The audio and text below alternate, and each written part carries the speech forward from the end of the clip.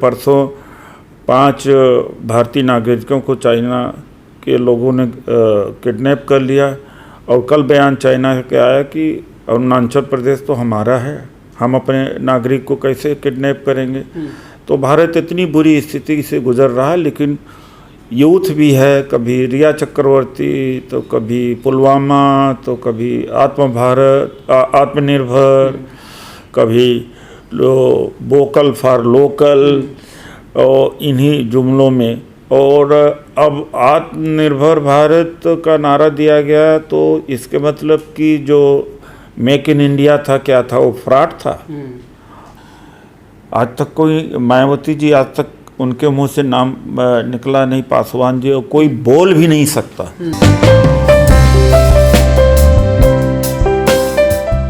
Sir, लगातार जो है देश भर में युवा बेरोजगारी के मुद्दे पर जो है सरकार के खिलाफ बोल रहे हैं। वो सरकार जिसने कभी करोड़ों रोजगार देने का वादा किया था हर साल, किस तरह से देखते हैं आप इसे? मोदी जी ने 2014 में जब चुनाव हो रहा था तो उस समय कहा था कि 2 करोड़ रोजगार प्रतिवर्ष सृजित किए जाएंगे। तो 2 करोड़ रोजगार तो नहीं मिले, लेकिन 1 करोड़ की रफ्तार से रोजगार 2014, 15, 16 में छीने। अब तो 12-14 करोड़ रोजगार छीना जा चुका है और देश में बहुतायत में लोग बेरोजगार हो गए हैं। लेकिन अभी भी अंधविश्वास में फंसे हुए, भाषण में फंसे हुए हैं। और अब एक नया जुमला इन्होंने छोड़ दिया, आत्म भारत, यानी लोग यहाँ आकर के बनाएंगे आत्मनिर्भर। हाँ, आत्मनिर्भर। और चीन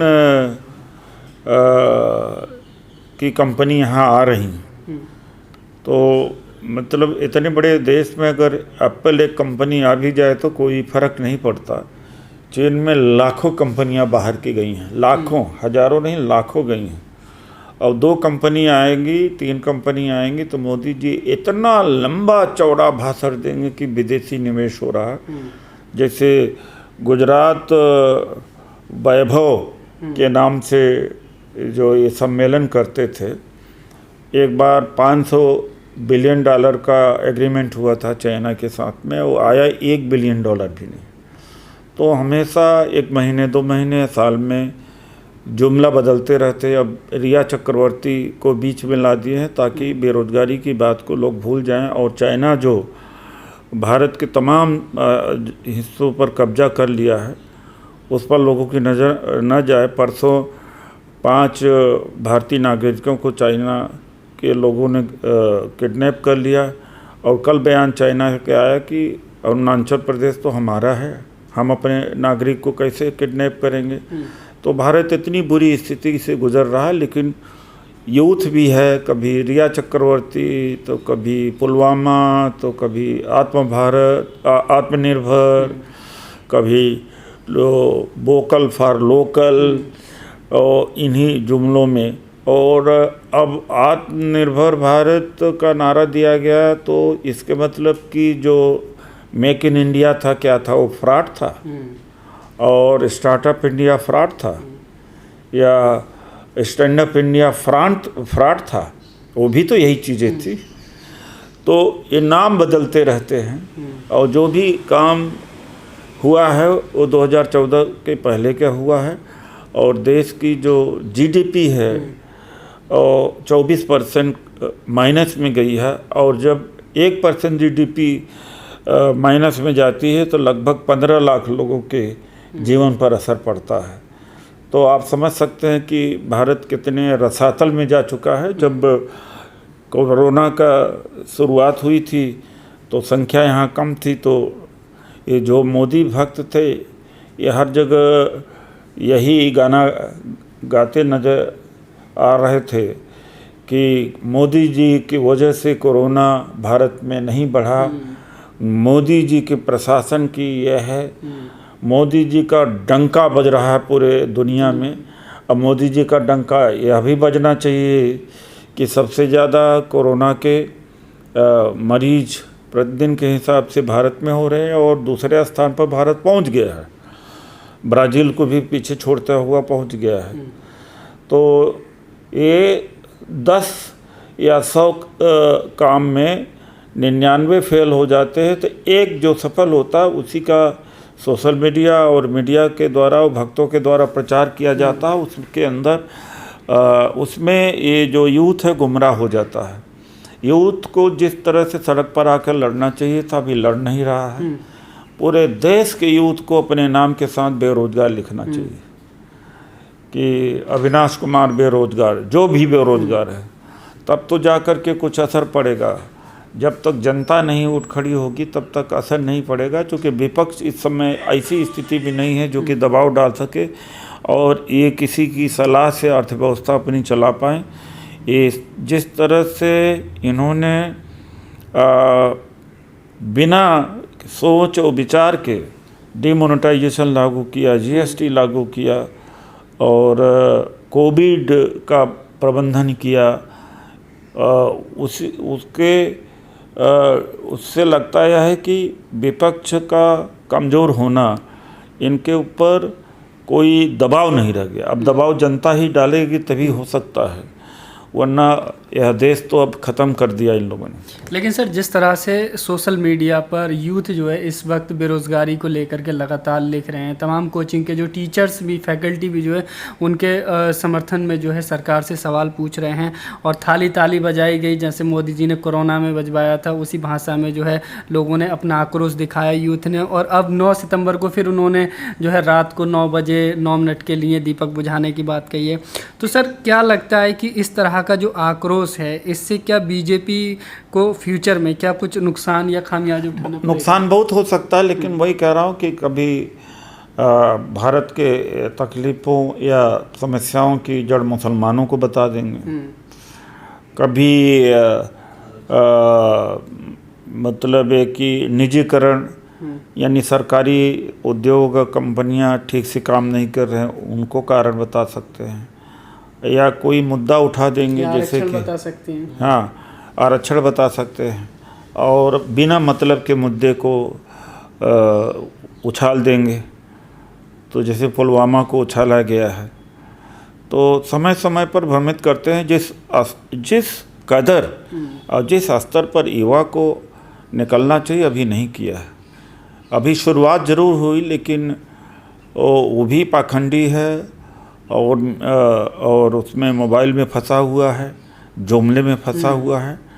इन सब को जुमलों से बाहर निकलना पड़ेगा, तभी जाकर के इनके जीवन का कुछ हो पाएगा, वरना तो इनके जीवन बर्बाद हो चुके हैं। सर, जिस तरह से निजीकरण हो रहा है, लेकिन उस पर जो है कोई भी सरकार के खिलाफ या उस पर बात नहीं हो रही है, मीडिया में जो है उस पर चर्चा नहीं हो रही है। सारे इंस्टीट्यूट को जो है कॉलेज और रेलवे को जो है प्राइवेट किया जा रहा है, इसको आप किस तरह से देखते हैं? देखिए, ऐसा है, आपका जो अप्रोच है उससे थोड़ा सा मुझे आहत है, लेकिन इसलिए कि हम लोगों ने जून में 28 जून को 32 लाख की वर्चुअल रैली की और वर्चुअल रैली में जो संख्या आती है उसमें हेर फेर नहीं हो सकती।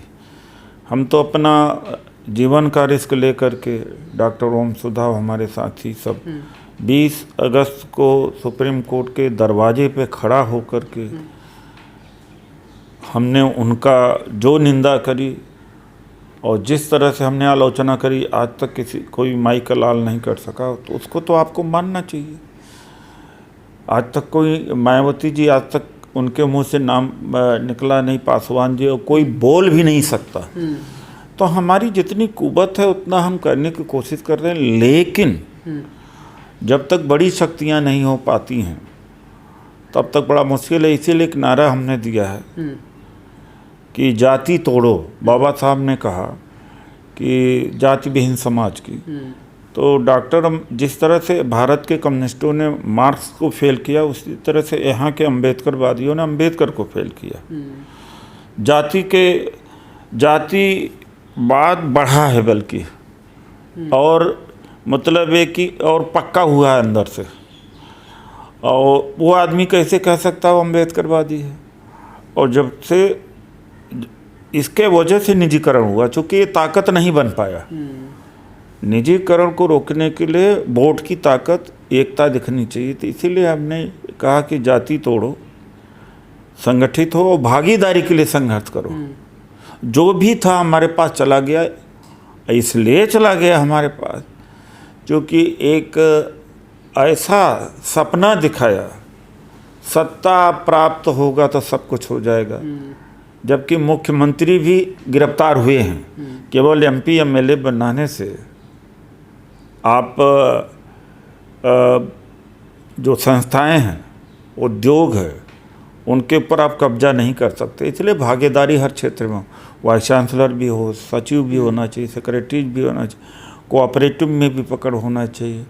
हमारा आर्थिक क्षेत्र भी है, उसको जो स्पेशल कंपोनेंट प्लान, ट्राइबल सब प्लान, उसमें भी उसको ठीक से इम्प्लीमेंट करवाना चाहिए, उसकी लड़ाई लड़ना चाहिए।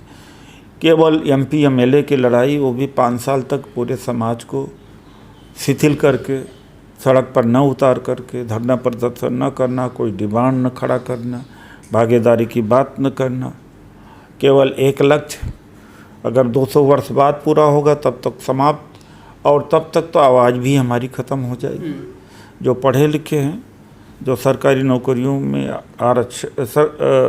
सरकारी नौकरियों में आरक्षण से जरिए आए हैं या शिक्षा में, वही हमारी आवाज़ बने, वही संपन्न बने, वही हमारी बौद्धिक पूंजी बने। जब वही समाप्त हो जाएगी तो आगे आवाज़ उठाने वाला कोई नहीं होगा। इसीलिए हमने कहा कि जाति तोड़ो, संगठित हो, भागीदारी के लिए संघर्ष करो, क्योंकि केवल 15% दलित ही नहीं कर सकता। बैकवर्ड की जहाँ तक बात है, वो अपनी समस्या नहीं उठा रहा, आपकी क्या बात करेगा। बैकवर्ड का रिजर्वेशन 27%, आज 8% है, वो अपनी बात नहीं कर पा रहा, आप उसके साथ में सत्ता बनाने की बात कर रहे। और अभी 40,000 वैकेंसीज डेंटल और मेडिकल में निकली हैं केंद्र के पास 2017 से 20, उसमें एक सीट OBC को नहीं दिया गया। OBC सोया हो, उसको पता ही नहीं। जो अपनी मिली हुई बेसिक चीज़ नहीं ले पा रहा है, वो प्रयास करके सभी जातियों को मिल कर के आगे की लड़ाई लड़ेगा। जो मिल रहा है वो नहीं ले रहा। तो ये जो बड़ा ये सपना होना चाहिए, सपने देखने में कोई बात नहीं, कोई गलत बात नहीं है, ये विजन होने में बात नहीं है, लेकिन जो वर्तमान है और व्यवहारिकता है, उसको दम छोड़ देने का वजह से कि आज दलित आदिवासी भी ख़त्म हो चुका। इसके लिए अम्बेडकरवादी ही जिम्मेदार हैं। जिस तरह से कार्ल मार्क्स को मार्क्सवादियों ने, कम्युनिस्टों ने फेल किया, अम्बेडकर को इन्होंने फेल किया। डॉक्टर अम्बेडकर को फेल कर दिया। अभी 1-1.5 साल से देखता हूँ कि बाबा साहब फेल हो गए, क्योंकि सब निजीकरण हो गया। कुछ लोग तो कहते हैं कि अभी हाल ही के दिनों में अम्बेडकर की ज़्यादा प्रचलित हुए हैं और ज़्यादा विख्यात हो रही है उनकी पहचान। मार्क्स का प्रचार हर जगह रहा, बाबा साहब का प्रचार हर जगह रहेगा। सवाल इस बात का अधिकार का, वो तो अधिकार के लिए लड़े थे ना, अधिकार ही नहीं रहेगा तो प्रचार रहेगा। राजनीति के रूप में, स्लोगन के रूप में आप प्रचारित करते रहिए। मतलब प्रचार के रूप में है, लेकिन जो उन्होंने अधिकार दिए थे वो खत्म किए, वो खत्म हो।